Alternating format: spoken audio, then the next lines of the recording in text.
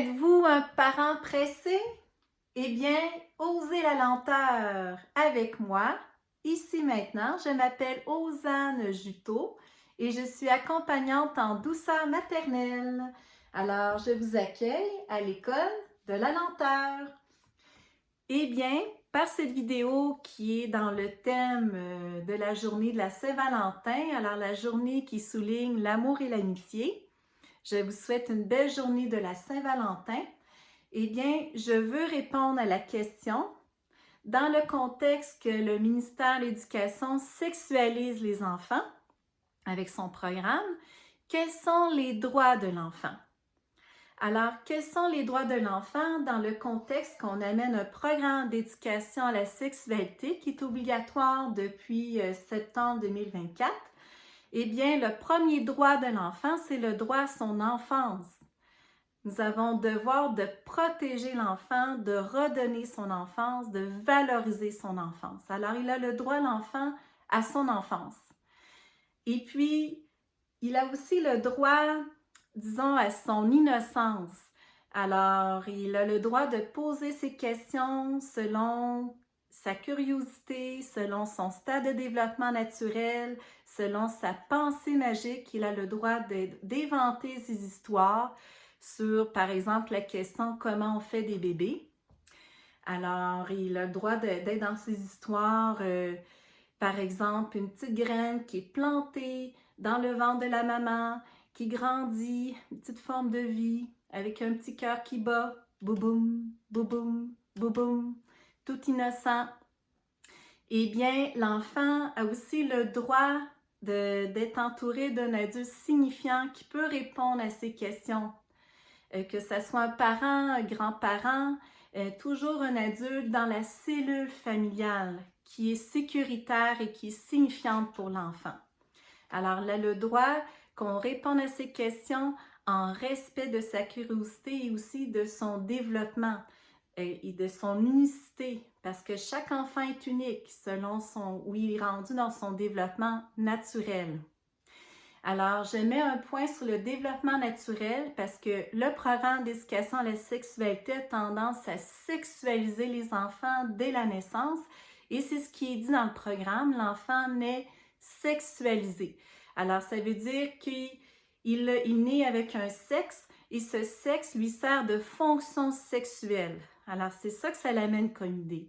Alors, c'est comme s'il avait une fonction sexuelle, un plaisir sexuel avec son organe génital. Alors ça, c'est vraiment emmener un registre sexuel de l'adulte qui interprète un comportement de l'enfant. Alors, il a le droit justement d'être dans sa sensorialité parce que l'enfant est un être sensoriel et non sexuel. Alors, il a le droit d'explorer son corps, de toucher son corps parce que son corps est à lui. Et comment dire, pour lui, c'est une manière quand il se tripote, ben c'est une manière un peu d'explorer son corps, d'avoir ces sensations-là. Puis, ça l'amène aussi une confirmation de son lien d'attachement maternel. Fait que c'est rien de... Quand on parle de, par exemple, que l'enfant se tripote puis qu'on interprète ça comme une masturbation, eh bien, c'est l'adulte qui fait son interprétation selon son registre sexuel. Alors, j'amène beaucoup de termes de l'intime ici à travers cette vidéo. C'était pas nécessairement voulu, mais je pense que c'est important d'aller dans le droit de l'enfant au niveau de son innocence, puis le droit de juste être un être sensoriel qui explore ses sens et ses sensations. Et puis, l'autre droit de l'enfant, bien, il a le droit de faire des jeux stéréotypés. Parce qu'en effet, les jeux stéréotypés, que ce soit des caractéristiques plus féminines, par exemple chez les petites filles qui sont plus dans des jeux qui amènent à prendre soin. Alors, prendre soin du bébé, prendre soin d'un ami, alors catiner, faire des jeux de rôle plus reliés à la cellule de la famille. Tandis que le garçon est plus intéressé à des jeux reliés à l'objet, alors de construire, de modifier son environnement. Mais rien n'empêche dans l'exploration des jeux stéréotypés qu'un garçon aille plus dans les jeux du prendre soin, puis qu'une petite fille aille plus dans les jeux reliés à l'objet, à transformation de l'objet, les jeux de construction. Puis il n'y a pas besoin d'être questionné là-dessus, à savoir si une petite fille, on lui donnerait l'étiquette de petit garçon manqué, qu'on la questionne sur son identité de naissance, sur son sexe, qu'on l'amène à dire « Ah, peut-être que tu serais mis dans un corps de garçon. » Alors ça, c'est comment dire, une transgression sur le développement naturel de l'enfant, qu'on amène ces idées-là d'identité de genre. Puis on sait que le programme d'éducation à la sexualité, il est influencé, il est orienté sur l'idéologie du genre. Alors, parce que les jeux stéréotypés sont considérés comme des petites boîtes fermées pour l'enfant au niveau de son développement, puis que lui n'est pas assez mature cognitivement pour critiquer qu'il est dans un jeu stéréotypé. Alors, l'adulte qui est garant du programme d'éducation en sexualité, il est mieux placé pour questionner l'enfant, savoir « Ah, est-ce que tu es dans un jeu, te rends compte que tu es dans un jeu stéréotypé? » Parce que les stéréotypes, c'est pas bon. Ça l'amène plus tard la division entre les filles et les garçons et ça l'amène des comportements sexistes. Alors, c'est ça qui est dit dans le programme. Ensuite, quels sont les droits de l'enfant? Pour revenir un peu à mon contenu, je me permets de regarder mes notes. Alors, l'enfant aussi a le droit d'être protégé par un adulte signifiant concernant toutes les notions de... Parce que c'est enseigné dans le programme d'éducation à la sexualité, la notion de consentement et la notion d'agression sexuelle. Alors, dès la première année, on amène une définition, c'est quoi une agression sexuelle? On amène aussi des notions d'éducation au niveau des comportements d'autoprotection. Alors, l'enfant devient compétent à s'autoprotéger, alors à crier, fuir, dire non. Alors, on l'éduque sur le consentement, sur les gestes interdits ou les gestes qui sont permis pour le prévenir d'agression sexuelle. Quand c'est le rôle de l'adulte de prendre son rôle de protéger l'enfant. Alors, ce qu'on dit dans le consentement, par exemple, il y a des notions intéressantes qui sont menées à l'école. Mon corps, c'est mon corps, tu n'as pas le droit d'y toucher. Ça, c'est très bien. Par exemple, un autre enfant qui voudrait caresser les cheveux de son ami, bien, on lui enseigne que c'est important de le demander. Est-ce que je peux caresser tes cheveux? Parce qu'ils sont doux. Mais là, on amène la notion de consentement dans le sens que l'enfant est capable de transposer ces notions parce qu'il devient éduqué sur le consentement, sur, par exemple, des comportements qui seraient d'agression sexuelle, que ce soit un autre enfant de son âge ou plus âgé qui chercherait à le toucher au niveau de ses parties intimes, que ce soit un adulte qui fait une approche de comportement d'agression envers un enfant. Alors là, on s'attend à ce que l'enfant devienne compétent puis soit capable de comprendre c'est quoi le consentement. Alors, c'est transposer ça dans la dimension sexuelle. Alors ça, c'est incroyable parce qu'on ne respecte pas son droit, que c'est l'adulte qui doit le protéger, le sécuriser, et un adulte signifiant dans la cellule familiale qui l'éduque dans ces notions-là. Dans les notions, c'est mon corps, c'est quoi les touchés permis, quels sont les touchés de l'intime qui ne sont pas permis. Alors ça, c'est toutes des notions d'éducation dans la cellule familiale. Alors ça, c'est un autre droit qui est bafoué.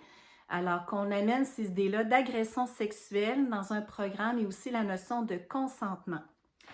Ensuite, il y a toute la dimension de, comment dire, l'enfant est exposé à un discours hyper sexualisé à travers les divertissements, les médias, dans la sphère publique, dans la publicité, dans le marketing. Alors, tous ces modèles que l'enfant, des fois, est exposé, c'est des modèles hyper sexualisés. Puis l'enfant a le droit à ne pas recevoir ce type de modèle qui n'est pas comment dire, qui respecte pas son stade de développement. Je veux dire que ce soit dans les films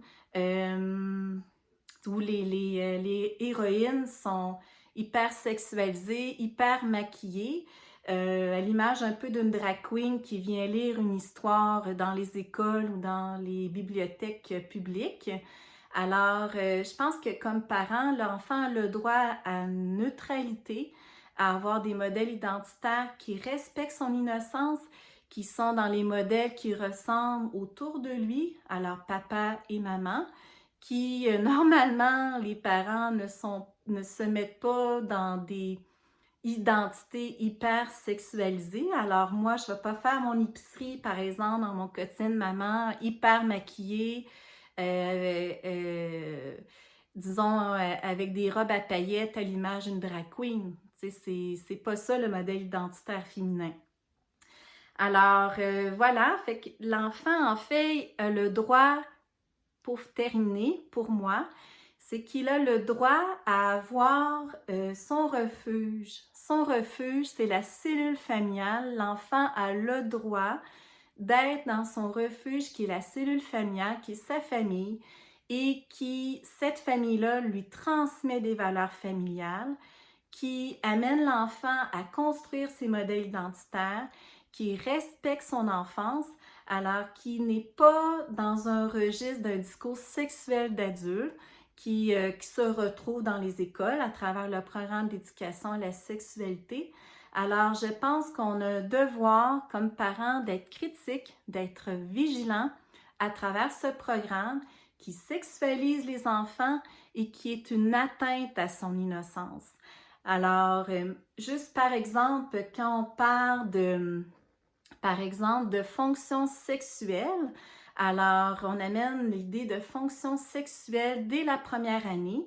Alors, l'enfant qui, par exemple, la petite fille a une vulve, le garçon un pénis, mais là, c'est pas juste la fonction d'élimination, on amène la fonction sexuelle aussi. Ces notions-là sont explicitées. On amène aussi la notion mécanique de la reproduction. Dès la deuxième année, on parle d'un pénis qui rentre dans le vagin. Alors, ce n'est plus du tout dans le mythe, ce n'est plus du tout dans la pensée magique. Et il y a une pente très glissante qui est celle justement de considérer l'enfant comme un être sexualisé. Puis dans le programme, on amène la notion de puberté précoce. Alors, la puberté précoce, elle est établie selon la moyenne d'âge du développement pubertaire des enfants. Alors, la petite fille, on l'établit pour la puberté précoce à 7 ans. Alors, 7 ans, on peut parler de sexualité auprès d'un enfant qui a 7 ans. Si on parle d'un enfant de première ou deuxième année chez les filles, et on amène la notion de puberté précoce de 9 ans chez les garçons. Alors, ils indiquent dans le programme que justement le développement pubertaire chez les filles, c'est entre 9 ans et 13 ans. Et pour les garçons, c'est de 10 ans à 14 ans. Alors là, on établit évidemment l'âge normal prépubère ou postpubère, mais là, on amène la notion de puberté précoce beaucoup plus tôt. Puis ça, c'est une pente glissante parce que ça ne respecte pas le développement naturel de l'enfant.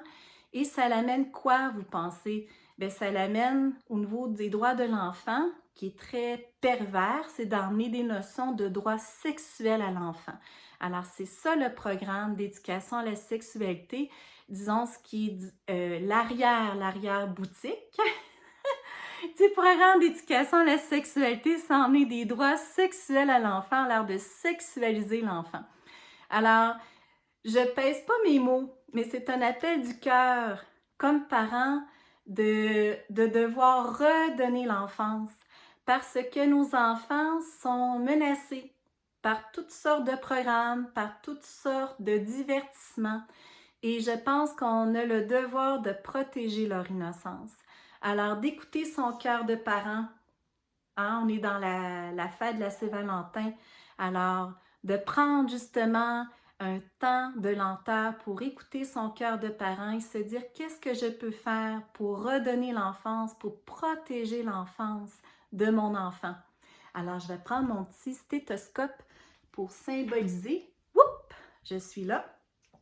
Alors, prendre le temps d'écouter son cœur de parent, boum, boum, boum, et prendre le temps d'écouter le cœur de son enfant pour se connecter avec son enfant. Boum, boum, boum.